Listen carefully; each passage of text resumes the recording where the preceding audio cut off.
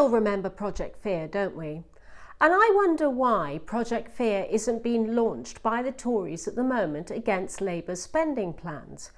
We were all told that 15% would be shaved off our GDP and there would be mass unemployment by virtue of our vote to leave the EU 3.5 years ago. Well, it never happened, did it? But that's because it was highly speculative and basically uncosted. Now, the UK has pretty much maximum employment, which does cause a problem for sectors like the NHS that can't recruit. However, we are still running at 81.7% of GDP as national debt. So we are barely making our interest payments on our debt repayment. And this is a legacy from the last tax and spend Labour government. So Jeremy Corbyn's spending plans this time are 28 times the Tories' spending plans. And in my opinion, the Tories themselves have abandoned their own fiscal rules on this round of spending pledges. But really, today's message is about millennials, and I feel very, very sorry for them.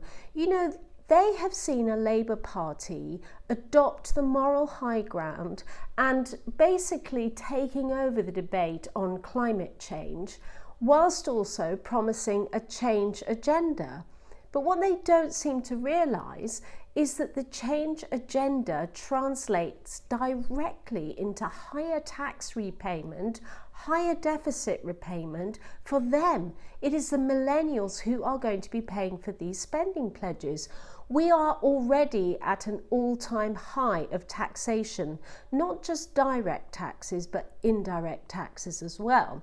So when the millennials get to the 40s, they are going to be paying huge amounts of debt back caused by this Labour Party.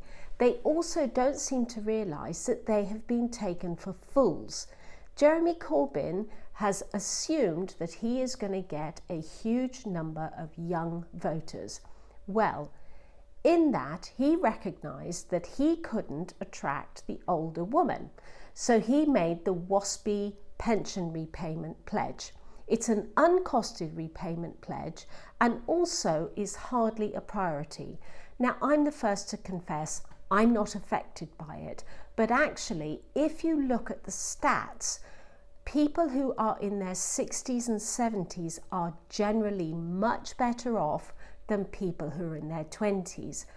Generally, somebody who's 60 or 70 has stable accommodation, they probably live in their own home, they probably have a good pension, they've bought all the big things in life that they need, now they're just spending the money that they've got in pension repayments.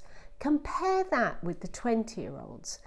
Jeremy Corbyn's 20-year-olds, the ones that he convinces that he's a messiah for, they're going to be paying for all of this.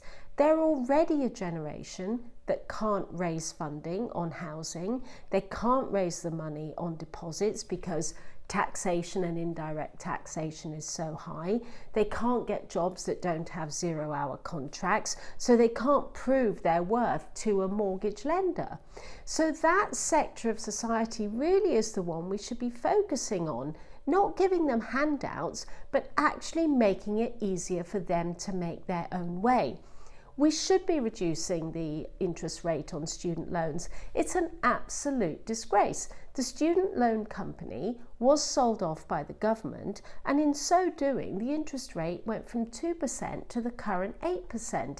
It's a travesty of justice, and it does need to be resolved. But a massive spending plan by Labour does not solve the problem. The interest rate payments on the student loan should be looked at by the millennials as the same argument with paying back government debt.